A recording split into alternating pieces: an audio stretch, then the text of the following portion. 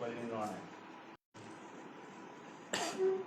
भगवान वाल्मीकि जी को नमन करते हुए और जिनका आज परिनिर्वाण दिवस है, मान्यवर साहब कांसीराम जी को नमन करते हुए हम सबके आदर्श, हमारे प्रेरणा स्रोत, इस समाज को गुलामी से आज़ादी की ओर लेने वाले बाबा साहब doctor B are Ambedkar ji को नमन करते हुए राष्ट्रपिता ज्योतिबा फुले, माँ सावित्रीबाई फुले, माँ फातिमा शेख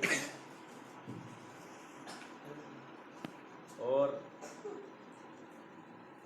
साहू जी महाराज, घंटे मामा भील, बिरसा मुंडा और तमाम जो संत जन्मे हैं समाज में, उन सबको नमन करते हुए हम सबके आदर्श बड़े भाई एडवोकेट राजा भाई राजू, उन्होंने पूरा समाज के जीवन निर्माण किया। उनके साथ उपस्थित उनकी अर्धांगिनी बहन संगीता राजू भारती जी, हमारे जेल के साथी रहे, संघर्ष के साथी रहे छोटे भाई गब्बर सिंह जी, हमारे सीहोर के पूर्व जिला अध्यक्ष और अभी के संभाग सचिव छोटे भाई रोहित जाटव जी, हमारे भोपाल के भीम आर्मी के संभाग के पदाधिकारी, क्या नाम, आज समाज पार्टी भीम आर्मी छोड़कर पार्टी में ज्वाइन किए रंजित दामले जी, हमारे संघर्ष के साथी में बहुत टाइम बात होती मेरी इनसे, भाई निर्मूल निवासी जी, रायसेन जिला अध्यक्ष, और एक बार हमारे छोटे भाई बैठे हमारे भाई अर्जुन सिंह अहिरवार जी, जो मेरे से विधानसभा के अध्यक्ष हैं। यहाँ पर उपस्थित तमाम युवा साथी, कार्यकर्ता और समाज के बुद्धिजीवी वर्ग जो आप यहाँ पर उपस्थित हुए, आप सभी का शुक्रिया, उनकी हृदय से धन्यवाद। और एक धन्यवाद उन महापुरुषों को जिन्होंने ये रविदास धर्मशाला बनाने का यहाँ पर बेड़ा उठाया और उन्होंने हमें भोपाल के करौन क्षेत्र में इतनी अच्छी जगह दी जहाँ पर हम लोग ही नहीं, हमारे आने वाली पीढ़ी भी यहाँ पर बैठेगी। और बता दूँ आपसे कि आने वाले समय में जगह नहीं बचने वाली है, तो उन्होंने हमें जगह देने का काम किया, उनके लिए भी मैं शुक्रिया अदा करता हूँ। साथियों, सबसे पहले आपको भगवान वाल्मीकि जयंती की हार्दिक मंगल कामना, ढेरों बधाई। और हम सबको मिलकर नमन करना चाहिए मान्यवर साहब कांसीराम जी को, जिन्होंने पूरा समाज के लिए अपना जीवन कुर्बान कर दिया। जिन्होंने अपने पिताजी की, अपने माता जी की और अपने परिवार की जो भी इच्छाएं थी, उन सब इच्छाओं को त्याग कर, उनकी इच्छाओं को त्याग कर, तो समाज को क्या चाहिए था, समाज के दुख दर्द को समझा और अपना सर्वस्व त्याग कर समाज के लिए दिन रात एक करने वाले मान्यवर कांसीराम जी को हम सब आज रविदास धर्मशाला से नमन करते हुए उनके उस जीवन प्रकाश पर हम प्रकाश आए। चूँकि मध्य प्रदेश के अंदर डॉक्टर बी आर अम्बेडकर का जन्म हुआ, और सबसे बड़ी विडंबना की बात यह है कि अम्बेडकर को मानने वाले लोग बहुत हैं। डॉक्टर अम्बेडकर का जो कार्य क्षेत्र रहा अधिकतर पूरे देश में रहा, लेकिन मुख्य रूप से महाराष्ट्र में। लेकिन ऐसा क्या कारण है कि महाराष्ट्र के लोग आज तक 10 विधायक से ऊपर उनकी आइडियोलॉजी पर चलने वाले विधायक नहीं निकालते।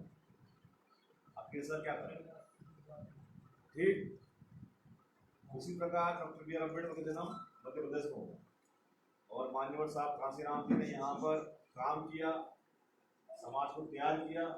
और आप देखिए कि यहाँ पर एक बार सरकार बनते से ले गए, लेकिन उस बार हमारे लगभग 14 विधायक निकले। तो तो आप समझ सकते हैं कि मध्य प्रदेश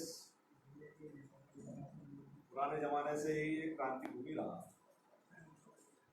हमारी संख्या भी यहाँ पर बहुत है, लगभग 84 सीटें रिजर्व है मध्य प्रदेश के अंदर।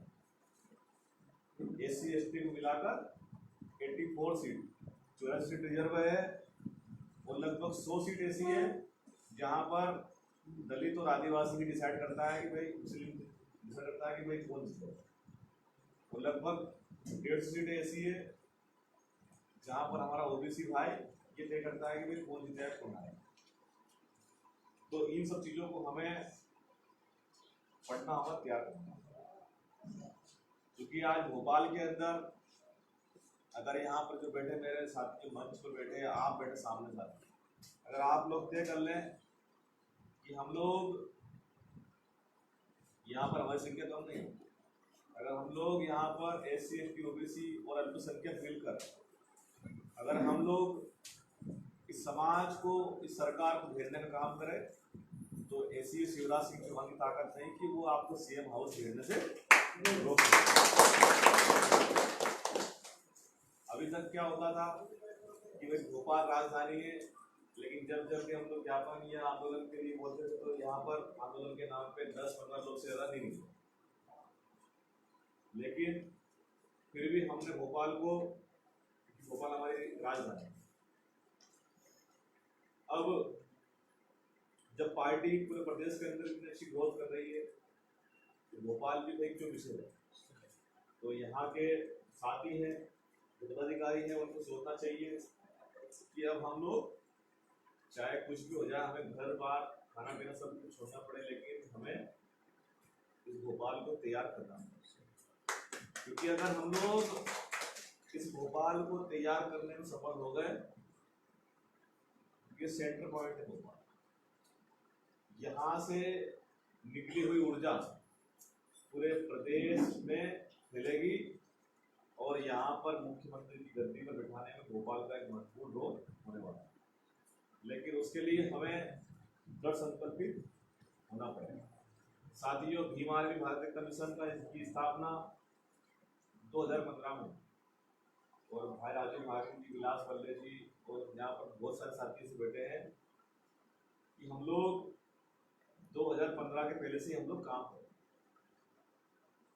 लेकिन जब हम लोग काम कर रहे थे तो हमें लगा कि भाई अगर इस देश के अंदर अब 2003 में जब हमारा बिखराव हुआ, संगठन का बिखराव हुआ, संगठन टूट गया, हमारे लोगों की इच्छाएं पूरी खत्म हो गई।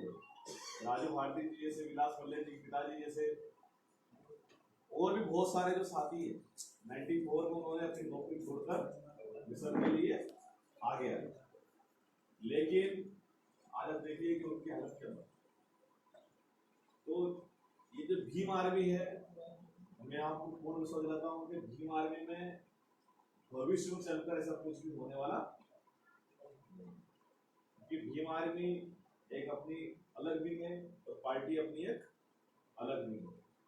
जिस प्रकार गौतम बुद्ध के सिद्धांतों को लेकर RSS ने देश पे कब्जा किया है, उसी प्रकार हम गौतम बुद्ध के सिद्धांतों को संकल्पित लेकर माननीय साहब कांसीराम जी के आइडियोलॉजी पर भोजनकर और उस उपाय पर चलकर RSS और भाजपा से देश में गद्दी छुड़ाने का अगर कोई काम कर सकती है तो भीम आर्मी को RSS काम करता है।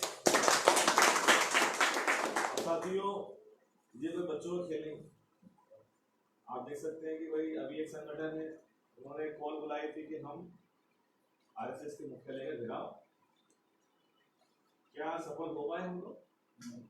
सफल हम लोग नहीं होगा, क्योंकि सरकार उनकी है, सत्ता उनकी है, पुलिस उनकी, सब कुछ उनकी, सिस्टम पूरा उनका। लेकिन वो व्यक्ति इतने सालों से काम कर रहे हैं, लेकिन आज उन्होंने मतलब भीम आर्मी चीफ और भीम आर्मी के लोगों को बहुत सारी हंसी मजाक उड़ाई, क्योंकि भीम आर्मी के लोग तो प्रायोजित काम करते। ऐसी कौन सी पुलिस होती है जो सुबह पकड़ के शाम को छोड़ देती है? लेकिन जब उनको पुलिस ने सुबह पकड़ा, अपने घर से उठाया और शाम को छोड़ा, तब समझ में आया कि भीम आर्मी सही काम कर रही है। तो ये समझ में आ गया उनको कि भाई ये चीजें आप देख सकते हैं कि भीम अभी दिल्ली के अंदर हमारे लोगों ने बहुत धर्म ग्रहण किया। भीम आर्मी लगातार जातिवाद पर चोट मार रही है, लगातार आरएसएस भाजपा को जो उसका एक असलियत चेहरा है वो दिखाने में सफल हो रही है। तो आज आरएसएस के प्रमुख को भी जो जातिवाद है उसको तोड़ने की उनको बात कहनी पड़ी और कहना पड़ा कि हमारे पूर्वजों ने जो गलती की है वो गलती है भविष्य अभी वर्तमान की पीढ़ी वो गलती नहीं करे।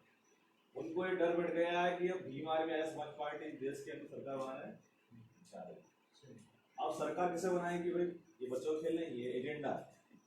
तो हमारा जो कार्य करने का जो तरीका है, यहाँ पर बहुत सारे हमारे बुद्धिजीवी की तरफ से लोग बोले, हमारा काम करने का तरीका है कि अगर इस देश के अंदर जो वर्ण व्यवस्था थी, इस देश के अंदर मुगल भी आए, अंग्रेज भी आए, गजनवी भी आए, सब लोग आए, इस देश पे राज किया, लेकिन उसके पहले राज किसका था?